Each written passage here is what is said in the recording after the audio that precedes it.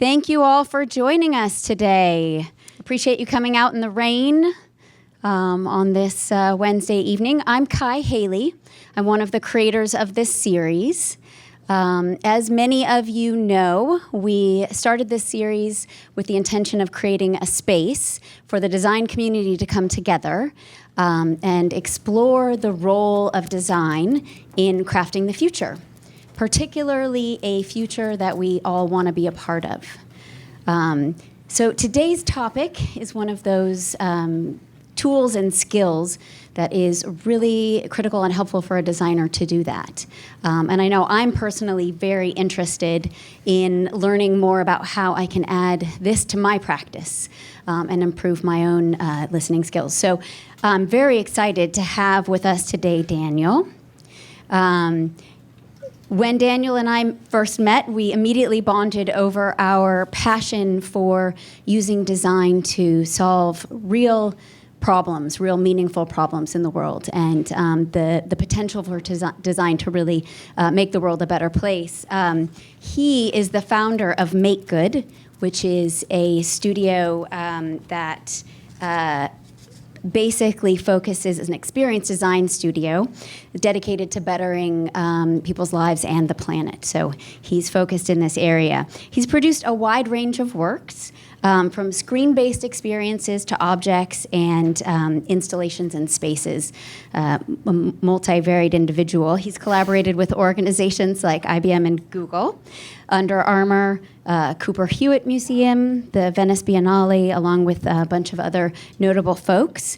And prior to starting Make Good, he was the UX director for Droga5, an agency in New York.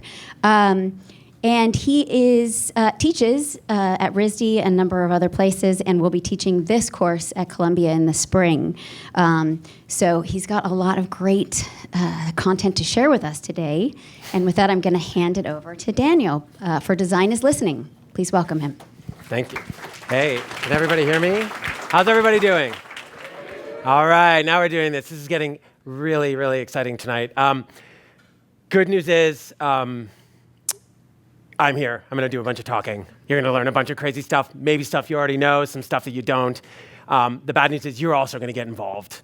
This is a little bit more workshopy, so you're all going to see a pen and a piece of paper. Don't worry, I won't call on you, probably not directly.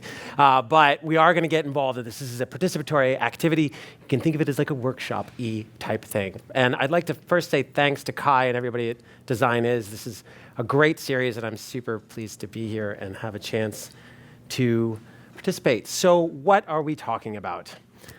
So this is really a bunch of stuff at once. This is really how I approach design, and so I'm going to talk a little bit about what I do, but we're also going to sort of look at different ways that we can think about listening. Listening is a very curious term. I don't understand it. I've been working on it for a long time. Maybe you guys can figure it out with me. And this is a little bit about me. I did a bunch of things. I studied, and I directed some things, and I designed with a bunch of clients, and I also teach some. Good, okay. So that's the part that we talk about me, and we can deal with that later on. So let's get into the meat of what this is about. This is about listening. What does listening mean? How do we listen? Who do we listen to? What are we listening to? Why are we listening?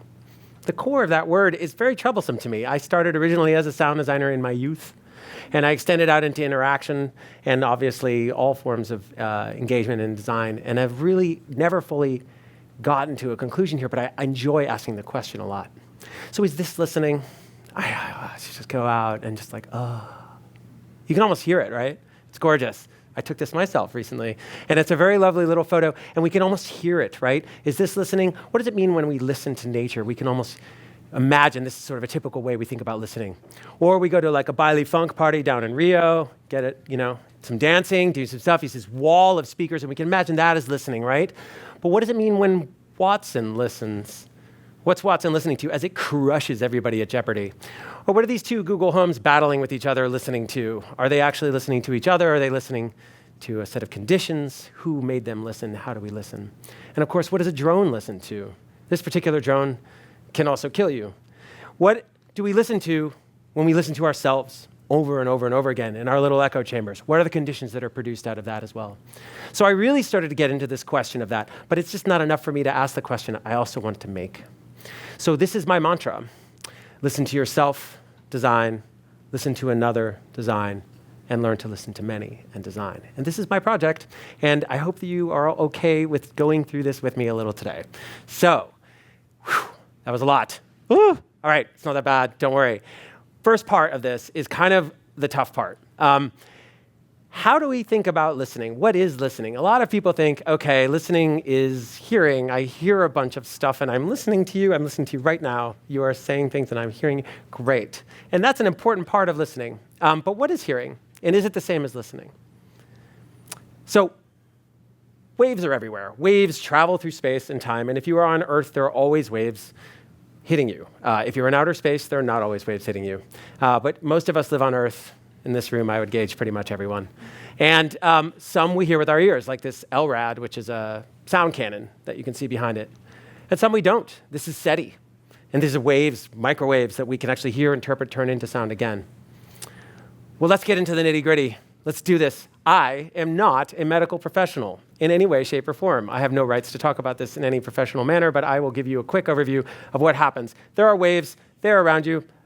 Oh, any medical professionals here, by the way, feel free to come up and do this instead of me.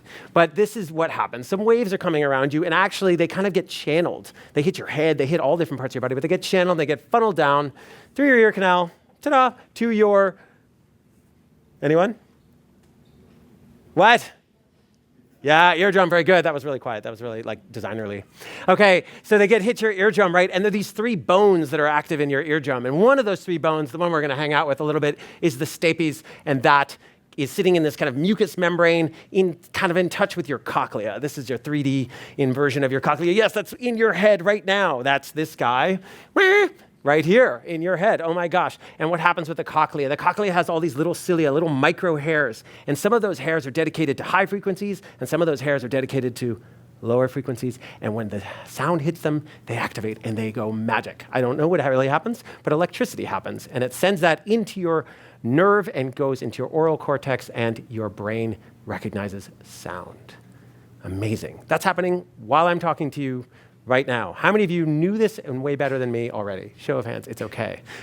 It's fantastic. We're doing this all the time. You can close your eyes, you can't close your ears. That's how it works. And so our job as humans, and whatever you choose to deem yourself as, you can choose to hear something or not hear something. You can choose to listen to something or not listen to it. What we actually do is we engage in a type of perception. And this is very important because we're constantly in a context. I like to say nowhere is nowhere. We're always already listening. We're always already hearing. And that is kind of what is key here, is that our job as designers, as makers, as people on the planet, is learn to listen better, I think. And I also think it's learning to exercise this muscle of hearing.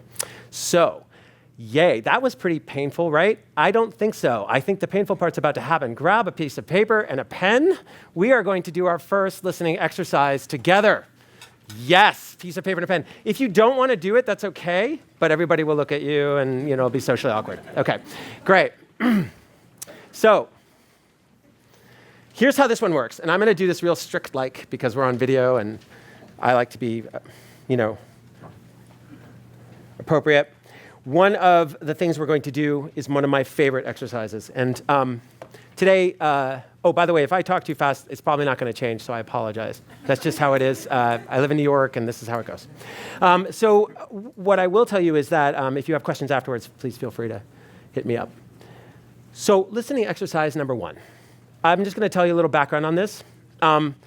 A lot of this early thinking and a lot of this sort of philosophy stemmed out of some stuff that somebody that I really admired named Pauline Oliveros. She was a musician as well as a philosopher, and she came up with something called the Deep Listening Institute.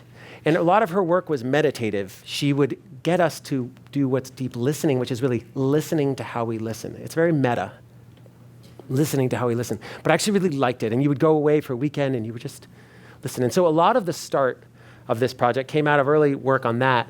But I'm too agitated as a human, and I always like to make things. I like to make things afterwards. And I was like, So I came up with this kind of twist on it, which I hope you will do with me today. It's very simple, and I do it every day. I've done it every day for over 10 years. It makes me this magical person I am. That was funny. And it also really helps me with my work a lot. So if you don't mind and indulge me, we're going to do this little exercise, okay? It's very simple. When I say go, and only when I say go, you're going to close your eyes. That part you can do. And you're just going to listen for 1 minute. And when you're done, after that 1 minute, I'm going to say, okay. And you're going to open your eyes, and you're going to write in your own words what you listened to. It'll take like 1 or 2 minutes to write, and then just quickly draw a little sketch of what you listened to. Pretty straightforward. Everybody get it? Cool? Any questions?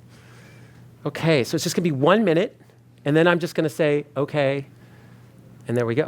All right, you ready? Everybody ready? Okay, you ready? Close your eyes and go.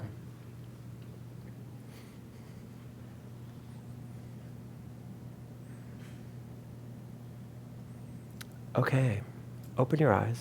In your own words, just write down what you listened to.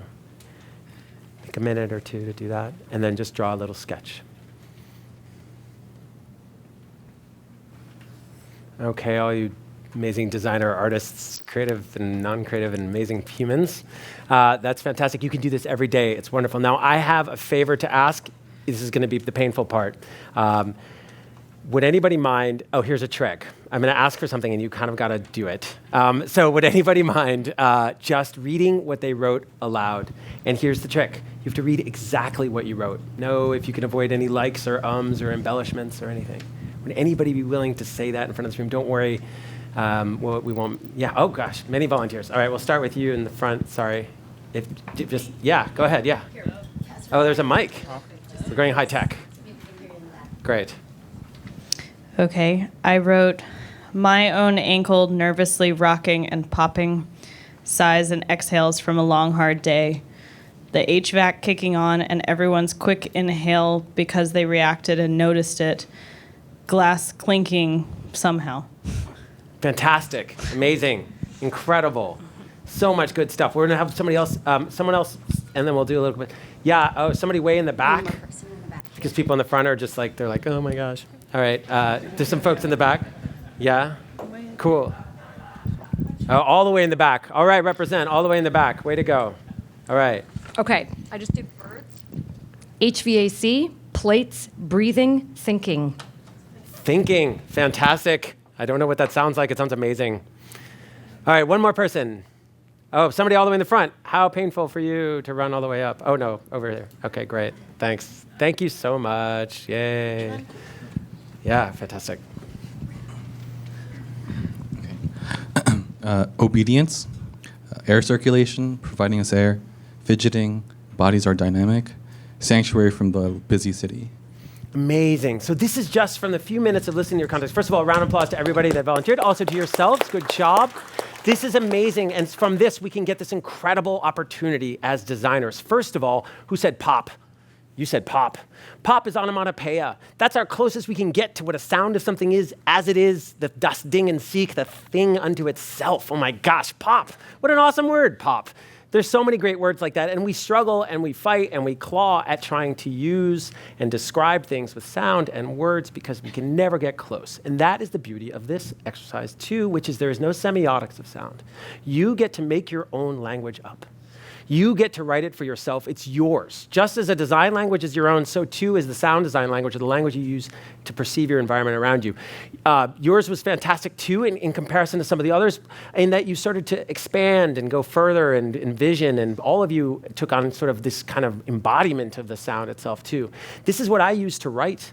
I use it as a creative tool and a creative exercise to come up with scripts and ideas and whatever, because we just pay attention for a few seconds to the world that we're in and the space that's around us, and it's so nice, but then we can use that and we can design with it. And I'm sure your drawings were equally bizarre and amazing and difficult and scribbly. Anybody have some particularly scribbly ones they want to hold up? Yes, that one's particularly good, fantastic in the front row. So no way to do it either. We're just trying, we're grasping at it, we're creating our own language on the fly, and it's wonderful, and you will never get it right, but then we can learn to communicate that language with others, and that is the exciting part. And that is not alone. You're not alone in this. There was a long and beautiful struggle from this. This is one of the people that I love to think about this with. This is R. Murray Schafer. He was somebody who sort of coined the term soundscape, and this is notation of music. Murray Schafer would go out and do field recordings, an incredible work in the 70s, 60s, 70s, 80s onwards, and he created a whole school around this out of Canada. And you could see this as some sort of gestures in the land of music notation, but I don't even know what's going on here. Is this birds and wind, and who do we know, and how do we know it? It's beautiful. It's actually the ability to notate and create and generate in the world using the language around us of sound. So very nice. So now we're on to the next. We did some hearing. Now we can start to think of writing. This is hard. This gets harder and harder, but also more and more fun. Is thought listening? Gah, big questions. I'm merciless. We nail this and we keep going. Is thought listening? How do we perform this listening? So what happens? Sound becomes language. We do this exercise all the time. You're doing it right now. That was not a word you know, probably. You might think you knew it, but you might not. You may mean that Daniel's having a moment. It also might mean that I don't understand. I don't speak the Swedish that he's speaking. So yes, we do this with language all the time. This is what we do. We take sounds and we give them a word, a sign, signifier, and referent if you're into like old school semiotics and stuff. And what do? Well, actually what goes on is our brain does a ton of work really fast. It goes into our brain, and there's the hippocampus and the cerebellum going hard at work, as you can see up here, as you know so well. And also, there's this beautiful new sort of studies around the fact that the superior temporal gyrus, which I don't know exactly what that is, but I know that there are a set of neurons that are dedicated just to tonality. We could just, by tonality, understand inflection, meaning. Fantastic, right? It's a tonal language, English too. And so we do this work, and our brain does this work all the time in this beautiful way, and we create and construct meaning out of this. Now, Zach Lieberman did some amazing work with the folks from FAT and GRL, and this is the iWriter. I love to talk about this project always. We could go a whole day about this, but essentially what this person's doing is they're translating their thoughts. They're thinking, writing, and they're writing with their eyes. We use a lot of different ways to write, and one of the ways that we use to write frequently is our hands. And so we're going to do that today. And we're going to think about a very important question about writing itself. But we're also going to think about ourselves. Because if we're going to be good designers, first we have to learn to listen to the world, but then we also need to learn to listen to ourselves. And I say ourselves, not ourself, ourselves. Friedrich Kittler is a writer I like a lot. You can look up his work. This is a very influential text. It's a media theory text, and this is Lawrence Weiner, and I just like it because it's great writing. And what we can start to ask ourselves this question: is writing an act of hearing? Well, okay, let's just take a second. Show of hands. It's cool. Show of hands. How many of you talk to yourself? Cool. I totally talk to myself. I was talking to myself just before I came on. And then how many of you talk to yourself out loud? Okay, bigger question. How many of you talk to yourself but just in your head too? Aha. Is that the same voice you used to talk out loud with? Some of you no? Some of you yes? No. Is it the same voice you used to talk out loud with when you talk in your head as you do when you speak? No, maybe. It gets more and more curious. Now we're going to do an exercise together, and we're going to think about those voices that actually we inhabit. What are all of those different voices that we own? What are all of ourselves? We're just going to take a second, and we're going to just do a little bit of writing. Is that all right? Everybody cool with this? Awesome. Pen and piece of paper time. All right, exercise number 2, very exciting. This is my personal fave. This usually is one that I like to do when I'm trying to get people excited. So here we go. Very simple. Personal. This one we're not going to read aloud if you don't want to, okay? Just write 2 sentences in whatever language you choose about where you grew up. Hi. Okay, come on. Okay, cool. Just write 2 sentences about where you grew up. Ready? Go ahead. Pay particular attention and see if you hear the words as you're writing. All right, I hate to cut it short because it's actually a really pleasurable act. And that's a part of this, is that these are design exercises. These are wonderful ways to create and make. I just have a really quick question. How many of you heard the words as you were writing them? Yeah. To think thought itself, to listen to yourself. You listen. Your thoughts, your way you process thinking as a designer, that's listening. And this might seem really obvious, but actually it's quite remarkable because now I'm going to think, is that same voice that you use to write with the same one you use to talk to yourself with? Or is it the same voice you use to speak out loud with? They might be different voices. In fact, many of us carry many different voices inside of us. We have our internal monologues, our exterior monologues. Quick extra example. Now I want you to imagine your mother or your father or a family member calling you to come back inside the house. Just hear that.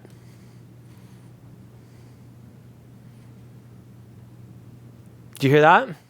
Do you hear that? Was that your voice or their voice? Can you really imagine their voice? What is their voice to your voice? Do you own that? Is that your own making? In other words, this is an incredible exercise that you start to learn to develop characters and different voices. And there's a beautiful part to this, I think, that is my favorite part, which is really to think about what this helps form. These are our personalities, really. Our different personalities, our different we's, our different us's as designers, our different I's, if you will. Well, there's kind of a really interesting, weird fact about sort of the language, the etymology of personality. It comes from, of course, persona, which is, you all probably know all this stuff already because many of you are designers, but I'm going to go ahead and repeat some of it. Persona, actually, the etymology of it comes back from per sone, which is of sound. Per sone. And persona, it's like, why? Why is it of sound? Well, the really cool thing is that people all over the world went to Greece, and they went there and they were like, how did these Greek actors, how were they ever heard? How could anybody hear them? They went, they studied the rocks, the acoustics, studied the angles, the wind, the birds, everything, and how were they heard in these amphitheaters? They had no amplification. And the answer is personae. The answer is, some think, personae. Personae are the masks that the Greeks wore when they did theater. And that mouth that sits like a megaphone that helps broadcast out there. So if you want to extrapolate from that in a really kind of fun and nerdy etymological way, you could actually say, hey, our persona, myself, our persona are the voices that we project out using the masks that we wear, or the masks that we wear project our persona. How many personae do you have? How do you design a mask? And that's our job as designers, as makers, to design these persona. We are the voices, the many voices and the many masks that we wear, and we create these as designers as well. So I'm sure you're familiar with this stuff, but I really like to get down to the core of it. So finally, we're going to get through this. I know you can do it. We have another one. And that's really the idea that we can design for someone else. Can we really design for ourselves? We've learned to listen to ourselves a little bit tonight so far, but can we learn to listen to another? Can we design for someone else? This is very hard. This is very difficult to do, to design for somebody else. You kind of have to assume that you can even know anything about them, which is a lot, right? It's tough, but we do it, and we do it every day. Because we listen with our eyes. We listen with our eyes as much as we listen with our ears. We listen maybe even more with our eyes. And what does that mean? Well, this is one of my favorite paintings of all time, and I'll just talk about it briefly. This is Peter Bruegel the Elder, as you were, I'm sure, were wondering. Peter Bruegel the Elder's The Fight Between Carnival and Lent, 1559. I never get it right. 1559. And it's a beautiful painting. It's enormous. It's the size of this giant wall. It's even bigger, and I had the fortune of seeing it once. And it's chaotic. It's amazing. It's what many people say is noisy. It's a noisy painting. And it has this incredible whole conversation going on. Show of hands, how many of you know what Carnival is? Carnival? Yeah. Okay, great. So I won't go into that too much, but basically during Carnival, which occurs during Lent, there's an inversion of power. You are a king for a day. The people take the power. Now, in this chaotic mess of beautiful expression in Holland, this incredible scenario here, we have also these folks. And this is the church. This is Lent coming down. The state apparatus, the church apparatus up here as well. And we have that. But inside, we just have this beautiful, noisy, incredible experience. And what's actually happening? What are these people doing? They're kings for a day. And how are they kings for a day? Well, I might suggest that, in fact, what's going on? Anybody, what's going on here? What? Jousting, partying. Good answers, both true. Okay, what's going on with the jousting? Who's that? This guy, I don't know, what's that? It's like a horse, but it's a cask, it's a sled. I don't even understand. This dude has like two fish don't even know what the two fish are about. Maybe it's a mage signifier. I don't understand, right? And he's on this cart. He's being pulled by either real or fake nuns and a monk. And we have this incredible moment of jousting, appropriating the everyday objects of life, being great designers themselves, and enjoying the experience and kings for a day to empower people in the everyday in design, to help them speak with their bodies. And it's very important to listen to bodies. We have to listen to bodies, not just the words, when we listen closely. It's very important. It's very, very important because I may say one thing and do another a lot. Probably do that accidentally every day. And listening to bodies, sometimes they're silent. And sometimes their silence is more important than the words that they say, or as important. For example, this is one that I really like. This is the Hong Kong protests. And during the Hong Kong protests, this photo became iconic. But in a certain sense, it says so much about the everyday as well. Freedom, liberty, independence, autonomy, and umbrellas. Why the umbrella? The umbrella because tear gas. The umbrella because I need shelter, it's very hot. The umbrella because I am part of this. The umbrella becomes this new signifier, this new empowerment of an everyday object. How can we do that? How can we empower people through what we make and listen to what they say without understanding a word? I don't speak any Cantonese or Mandarin for that matter. So how do we do this? We listen and we read with our eyes. And this is another project I just want to make a quick mention to. This is Flora Nagler's project. She is a designer, a Dutch designer, and she went down to where refugees were coming over in Greece, and she saw this, and she said, oh my gosh, I see this. This is boats and life vests and rubber and all of these products. And she also saw people walking with plastic bags that they got from wherever, little plastic bags, with all of their belongings to take their lives and move them forward. And so she just very simply said, okay, I'll make bags with them. Not I won't make bags for them. She actually created a kit, very simple, it costs $5 herself, and she makes these incredible backpacks that are waterproof largely and change these people's lives. And she taught them to make them on the spot. And I think that's an important part of this, is learning to listen with your eyes. She doesn't speak the languages, she doesn't understand, but we listen to behaviors. We listen with our eyes. And I'm just gonna talk a little bit more about this, just almost there, you guys almost done it. We've almost done it. This is fantastic. This is, of course, the Naked City Project. Many of you are familiar with this, the Situationists. And what we look at Guy Debord's work in this, we understand patterns, individual patterns. This was Guy Debord's sort of derives, how he was able to negotiate Paris. This is his Paris. Our patterns are part of who we are. And this is how we can start to learn not just one, but many. I can see a body, now I can see many. My patterns, through my recognition of pattern, Gestalt work, I can actually see and listen. I can listen with my eyes. And then, of course, Aaron Koblen's flights. This is one that everybody knows. Yeah, you guys see this all the time. Aaron's a great designer, but on top of it, what is this, right? Anybody? Flight patterns. And what is this?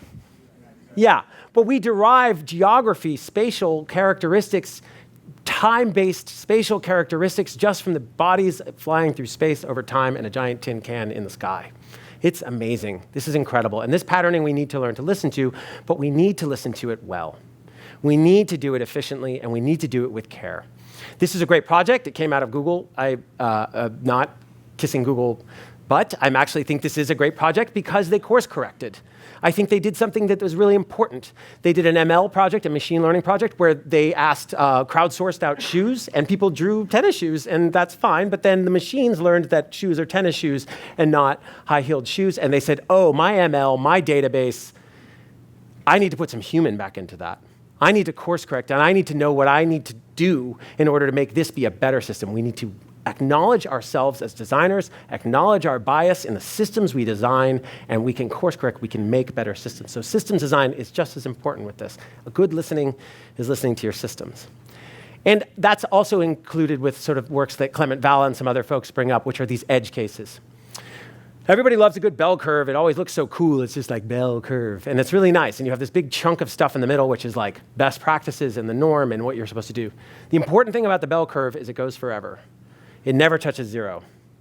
It goes forever. The edges are forever. Your edges are forever, and you design for your edges. That's my big thing these days. So I want to think about, what am I leaving out?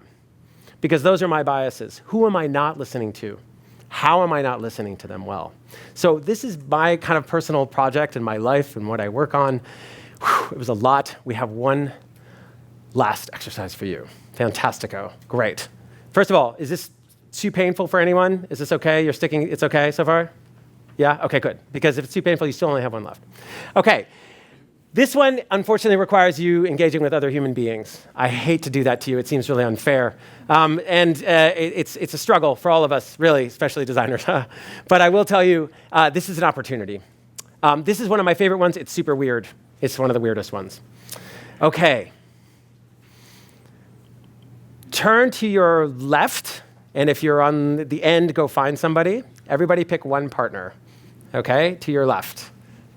Yeah, does that make sense? Or do you have to go to your right, to your left? Whatever, find a partner. There you go, math majors. Okay, great, find a partner. Good. All right, cool. All right.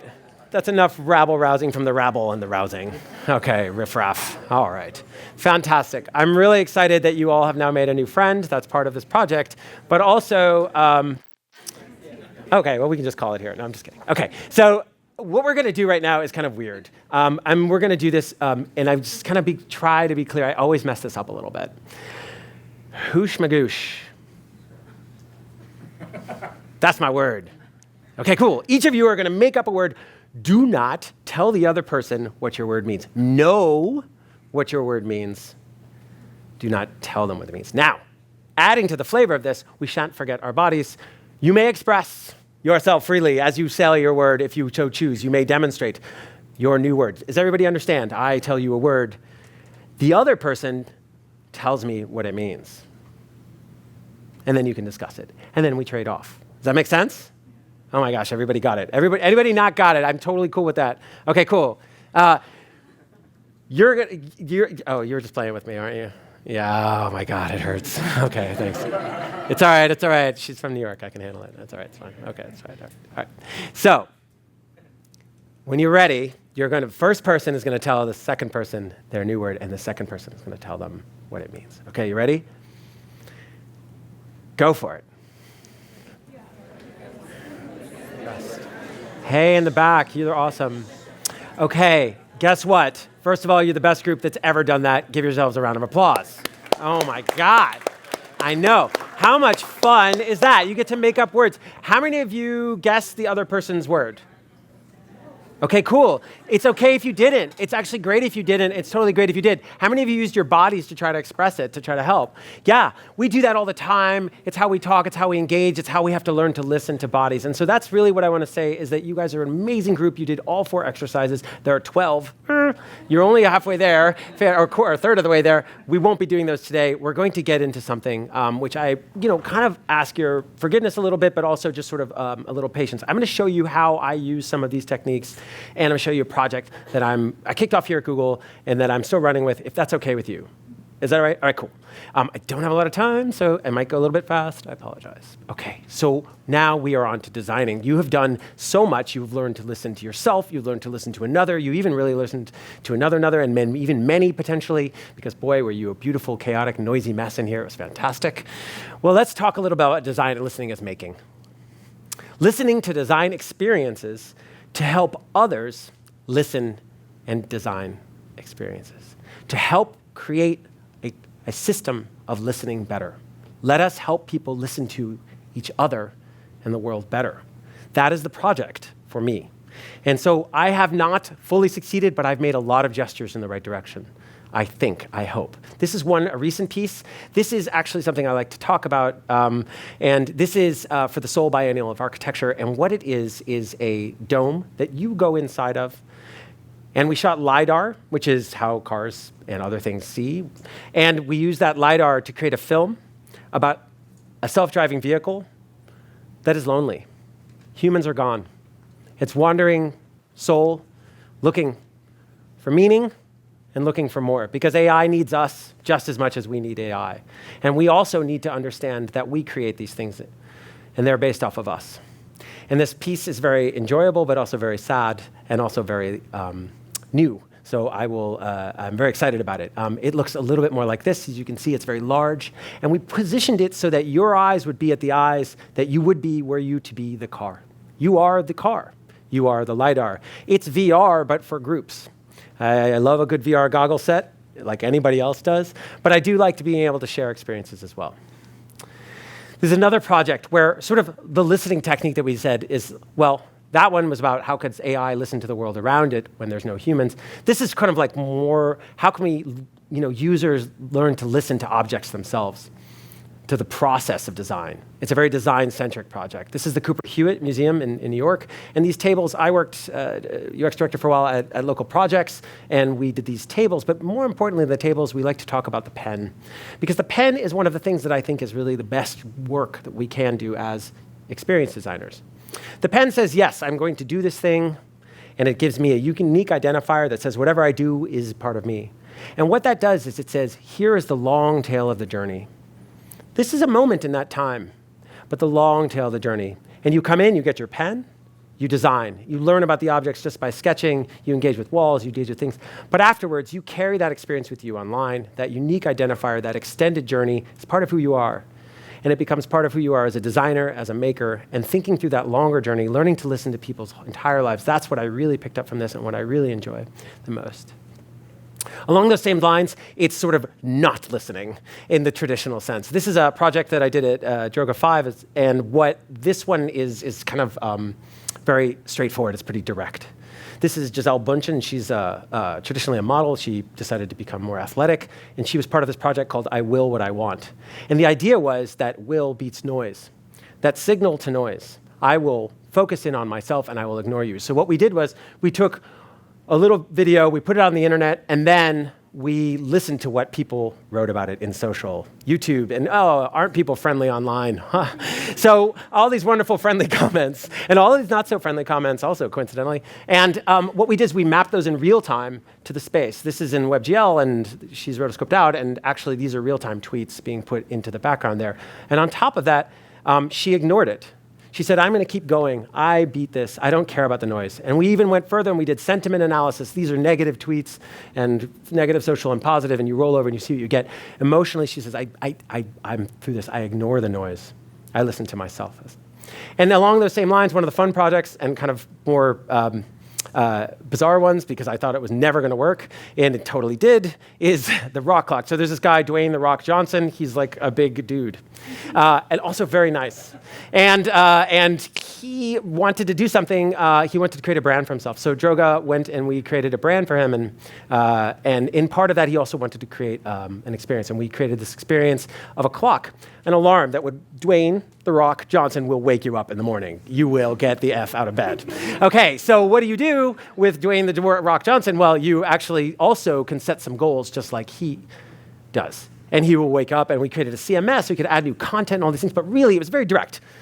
Listen to Dwayne "The Rock" Johnson, and you will get out of bed. And it worked, and I couldn't believe it, and people downloaded it like crazy, and I was like, oh my gosh, people like him. But also this was exciting because I could listen to how people behaved in a new way, on a really big scale, to celebrity. So one of the wings that I think Droga 5 and a lot of the work that I've progressed on from there is that one of the ways that I think it can have real impact is starting to think about the environment and the world that we live in. If you haven't noticed, things are kind of weird. That's the understatement of the century in San Francisco. Yeah, weird isn't of the century, huh? It really is understatement of the century. So one of the things that I think we sort of worked on at Droga 5 that really got me going again, I'd worked on climate change stuff for a while, but this one in particular got me thinking, we can do things. There are things we can do. We can take this on. And as a designer, that's very exciting. It's very empowering. It's also really difficult. And this is a big car. This is a car. And normally cars aren't awesome because they produce a lot of nasty stuff. And this is a hydrogen fuel cell vehicle. So it produces water out of its tailpipe.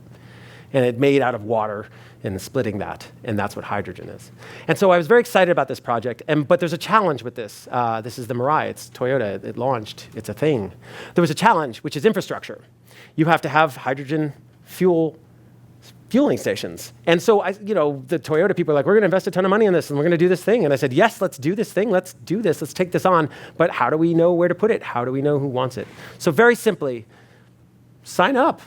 Drop a pin on a map. Tell us where you want it to be. And by doing that, we actually ended up finding a map all the way across the US of interest. And maybe that's where the infrastructure should go. Just very simple ways of saying, hey, not only am I going to let you drop a pin, but I'm going to show you up. Here you are. BC, EC, MK, You're famous for a few minutes. You're one of the first ones. You're a pioneer. Giving people the opportunity, really, I have something that in advertising I really understood is a real empowerment moment. It's also a chance to really create and affect change. And I still believe in that. I think giving people some power and a moment to shine is something that people enjoy and like. And I learned that a lot with the students. Most recently, I worked on a project with the Emerson Collective, and that was through MAL for Good, Media Arts Lab for Good. And this was a large, multi-year-long project to sort of transform public schools in America. They interviewed 3,500 people. We went through this documentation. We went through the interviews. We learned parents, teachers, students, how can public schools be better? How can we make it based on experiential learning? And not just for the affluent, but public schools, American public schools. And there are over 10 schools in America that are deploying this right now. But importantly, as an opportunity, as a designer, a chance to listen to the people that have great ideas, not just your own ideas, but also to listen outwards. And that was super helpful and very instructive.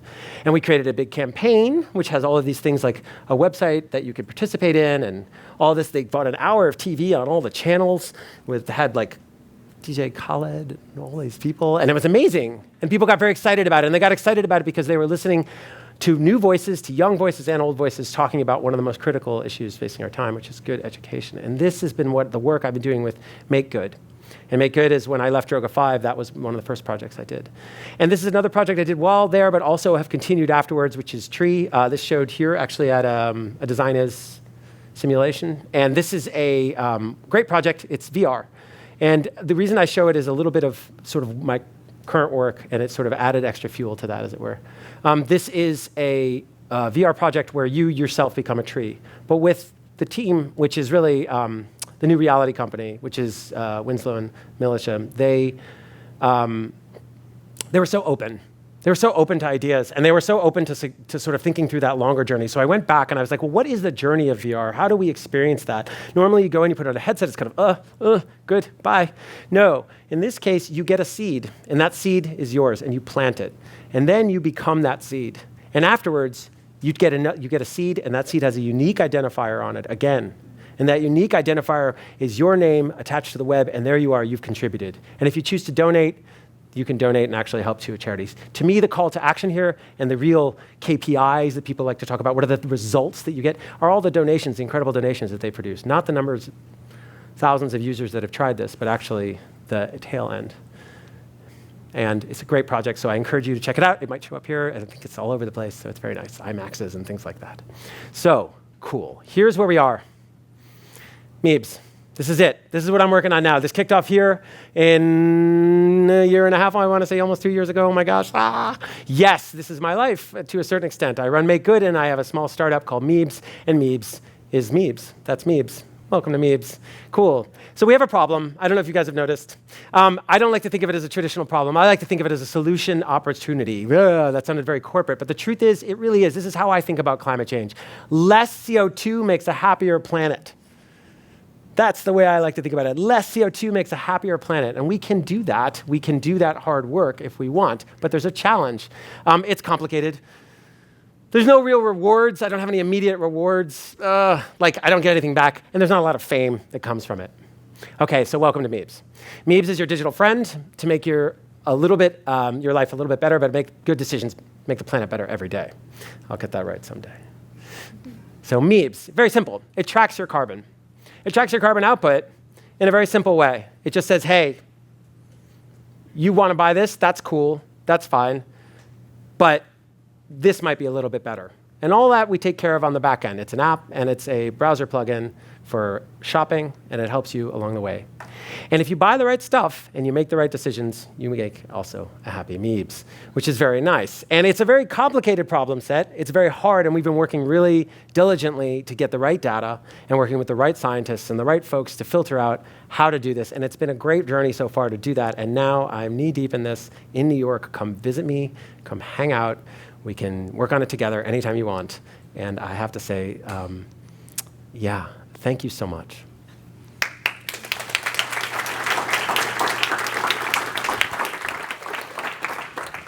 Questions? Oh, okay. Is there an idea in place for like a Meebs for corporations or like a Meebs for Exxon? Yeah, so that's a great point. I think the idea with Meebs is really to say, okay, we make decisions every day, and a lot of people want to help. That was my observation in working on this stuff for a bunch of years. People really want to help, they just don't know what to do. So Meebs helps you, the individual, make better decisions every day. That said, if you want to be a Meebs product that we think is good, you better get your shit together. You're going to show us your product pipeline. You're going to show us how you got from point A to point B. What are your ethics? What are your decisions that you made? And what is your carbon? How do you produce that? And then maybe, if you're really cool, Meebs will say, hey, maybe you should get this. You want to buy a pair of shoes? Maybe it's these shoes. And that's the idea, is going kind of bottom up rather than the kind of cap and trade top down. So it's a consumerist model. Yeah. Yeah. So this bottom-up thing, and you're starting with the listen to yourself first. Right? Sure. And we only went through 4 out of 12, did Oh, you say? we only got a little time today. Exercises? Yeah. But how many more exercises are there for listening to yourself if you start from the bottom up? Well, I think What are the ones around that? Yeah, they're all, the challenge, I think, being a designer is not only to listen to yourself. I think designers listen to themselves an awful lot, actually. Traditionally, they're just like, oh, it should be this, and everybody else is wrong. I don't know why people think this. And so actually, a lot of the work that I think needs to be done for designers is actually learning to listen to others well. So the majority of the exercises after this are focused on learning to listen to others. That said, the idea is that you pay attention the whole time to the versions of you that you're using to do that listening. So building off that kind of foundation of saying we are many already. That's sort of classic 60s and 70s psychology. We're many selves. Building off of that as a designer and saying, oh, actually, I'm approaching this way, but maybe I should think about this version of me that's working on this project. So to answer your question, they're all kind of working on yourself a little bit, but more paying attention to others as they move ahead. Yeah. Where can we see the other exercises? Yes. Oh, God. This sounds very pluggish, but it's not. I am currently working on that as a book. And so the nice thing about what you just asked has made me feel like maybe I'm doing the right thing. So I'm working on this book. I'm teaching a course to help that project at Columbia's Graduate School of Architecture and Planning, but in the data visualization department. And as you can see, I'm extremely excited and also super intimidated by that, and it's going to be fantastic. I assume that my book will be done in early spring, and I will make sure that you get faxed many copies. Fax you something. That's what I do. Yeah, thanks. Yeah, I'm very excited about it. To be clear about this project, it's been one that I've been working for a long time. I don't want to... it's important to talk about this. This got jump-started by a wonderful small micro department at Parsons called the Center for Transformative Media, Ed Keller. And he gave me a year's residency while I was working full-time to work on that. And that's how it got jump-started. And so there were these, y'all think you had it bad. These were 2.5 hour workshops to kick it off. A lot of listening. So yeah, great. Yeah. Cool. Hi.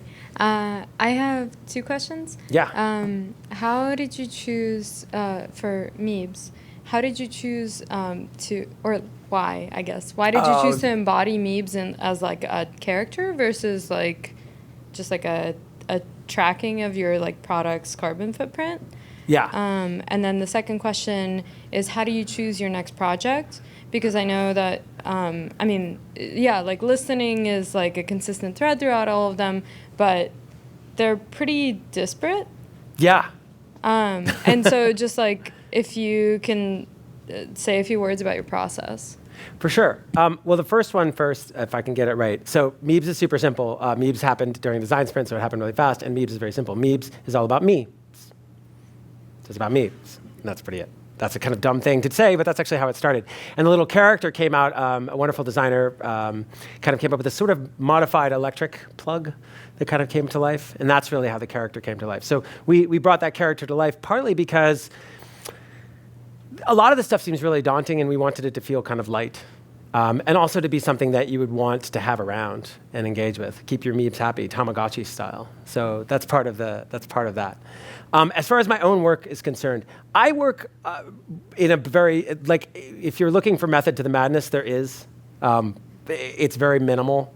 But the method to the madness is I try to work on projects that I think will further social good very directly now. I feel a certain sort of urgency for that. So what I've been picking to work on are very direct projects for social impact in terms of my current work as a designer. That said, I also have to do sometimes work that is a couple steps removed from that. But my original training is in kind of all over the place as well. I was trained as first as sort of like media theory and music, and then I did a master's at ITP, which is the Interactive Telecommunications Program at NYU. And from there, I actually did the Whitney program, so I was like fully into art as a practicing studio artist. And I felt super cool with doing something that I think everyone should feel super cool with, which is being an amateur. Taking things on that you don't know how to do as hard as you can and going all the way in. Amadore, one who loves dore work, one who loves their work, amateur. So my professional amateurism is what I adhere to as my personal practice. And if my work reflects that, I'm okay with it. That said, I work super hard on everything I work on. So these days, I try to only dedicate my energies to those social good practices. So that's my big filter right now, if you want to know. Yeah. Yeah. Right over here. Let me get George, you. yeah. Oh, yeah, it's you. This is kind of cool because this is the first time I get to see your kind of your entire body of work, or at least Sure. the highlights. I just kept thinking about the thread for me about listening had to do a lot with like how you're representing subjectivity throughout in these different projects. Yeah. Like the car, you're trying to put us and embody us into the car. Right. And some projects are much more about trying to communicate a feeling, right? Sure. And some of them are more, you're using them with the Droga work. It's a lot about taking that same strategy and basically trying to use it for a different purpose. So whether it's like the subjectivity or transferring subjectivity by being able to see other people in their pins on a map and their names on a map, Sure. and how they're doing that. It's like, that to me is pretty interesting. That's where I see, I guess, the consistency is like that. It's kind of like you're trying to play on like, how do we get people to feel something throughout? Absolutely. And Meebo is also like the Meeb, is also kind of playing in that vein. Yeah. Just real quick, advertising's job is to get you to buy and do things you don't want to do. You don't need air, so there's no ads for air really yet. Maybe here soon. So I feel like, so ads' job is to manipulate you with feeling to usually buy things you don't need. That's ads' jobs. And I did that. And I did that usually for stuff that I thought was okay. I tried to make it be stuff that was okay. When you make work that you're not under those same constraints, which is I have to convince you to buy something you don't need, but work that actually says, hey, this is what I care about. When you do those, and sometimes that's couched under different words like art or design or whatever, for me, it's still the same thing. You're absolutely right. And it's actually very touching because I have a dickens of a time summarizing my own work, so it's always nice to have somebody else try to do that. But I think at the end, yes, people will act on feelings. Those are at your hypothalamus, and your cerebellum is doing its best to post-process. You've got this thing going on, it's being like, and then your brain goes, okay, that's what's happening.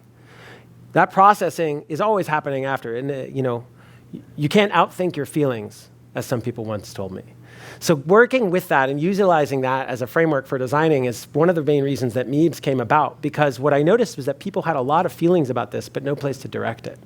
And so it's a very small gesture, the project, but that's the intent. Yeah. I've talked so much. I'm sorry. Yeah. One in the back after. Yeah. So you've talked a lot about listening, and I'm kind of curious about what? Sorry. You've talked a lot about listening. Oh yeah, and I talk a lot. And I'm kind of curious. It's a whole irony thing. Yeah. And I'm curious about what are some of the things that you've heard that have inspired you and your work. I mean, this is going to sound really cheesy, and I don't want it to, but really right now, like I try to be as present as I can, and this is definitely the best crowd I've had. Like period. doing anything related to this. It's very inspiring for me to be around other people that are willing to take risk and try and put themselves out there and design. And that's what designers do, whether they hide in their rooms and do it and put it out there and run away, or they do it in different ways. And that to me I get my inspiration by being around people that take a risk and do that. And so, yeah, that's my big thing that I also try to listen to and for. So I try to pay attention to what's going on in the world and to find chances where people are doing that. So unfortunately, I'm incredibly ebullient and energetic all the time because I'm constantly looking for awesome stuff going on, and I'm finding it. People are doing amazing stuff all the time. So that's what I listen for. Yeah. On the back. One of the questions that came to mind when I was listening to you is that over the last 10, 15 years, I would say, there's been a lessening of the signal that we're getting and an increase in the noise that we're getting in so many ways. Sure.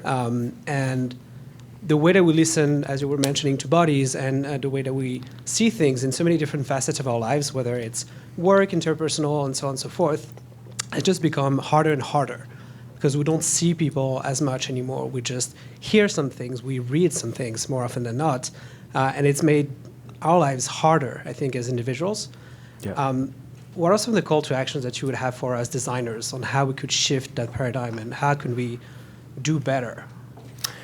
I'll send it back to your question. Did you talk to somebody next to you? How'd that go? That was nice. Yeah, it was nice, wasn't it? Yeah. That's it. Talk to your colleagues. Engage with each other. Engage with humans in real time and real space. Media is wonderful. I use it all the time. I make it even. But my suggestion to people is engage with them. Ask them questions. Because that's the only time that I've seen real progress being made is when people try to make up a word, and then you two are so funny. She's like, you got it. And he was like, oh, and it was great. And it was all these reactions, and she did all this miming, and it was like this and like that. It was great. And we go for it. And so that would be my suggestion as a designer is get off your ass and off your desk and go ask people questions and talk with them. And preferably people that you know nothing about, preferably people that have not your perspective. Like that's the real issue, right? That's the echo chamber. And I'm super guilty of that because I like to be told that I'm right all the time. and it's great to meet somebody who's like, what are you doing? And I was like, and it's great. So that's the thing is go challenge yourself by talking to people. Yeah. Last one. Does anyone have one? Mm-hmm. Okay. Right next to me. Make it easy. Cool. Thank you. So for the project you've worked on, what's the point of listening that made you change tracks or change where you're originally headed? You know, that's a really tough one. I actually, I did a project a number of years ago in Mexico City. I dropped everything and I did a startup in Mexico, which was a ride-sharing program in like 2007. So it was like Lyft, but down there. And I got involved in climate change work down there at that age. It was 11 years ago. And then about 4 years ago, three years ago, I really sat down and I asked myself a new question. I'm a sort of jack of all trades or jack of none kind of person, but I do a lot of stuff. But I always ask myself, what do I want to do? This was a question I asked myself. What's the next thing I want to do? I want to do this. I want to do that. I want to do this thing. I want to make a VR, blah, blah, blah. But I didn't ask myself the question that's harder and scarier. I just realized I didn't ask myself the right question. And the question I asked myself is not what do I want to do, but what do I care about? And that's a hard question, but I did it, and I took it on, and I wrote a little essay, and I decided I care about you people. I decided I cared about humans. I'm a fool, I know. And I decided that if humans were going to stay on the planet for a while, we had to work on that. And that's what shifted it. And I dropped everything. I quit my job, and I hit the life that I have right now, which is getting to spend time with you. So it's been pretty good. Wonderful. Thank you. It's a good note to end on. Thanks. Thank you all. And thank you guys all for joining us this month. This is our last one for the year. We're taking December off, but hopefully you'll join us in January for Design is Speculative and follow us at Google Design. So thank you all for coming. Have a good night.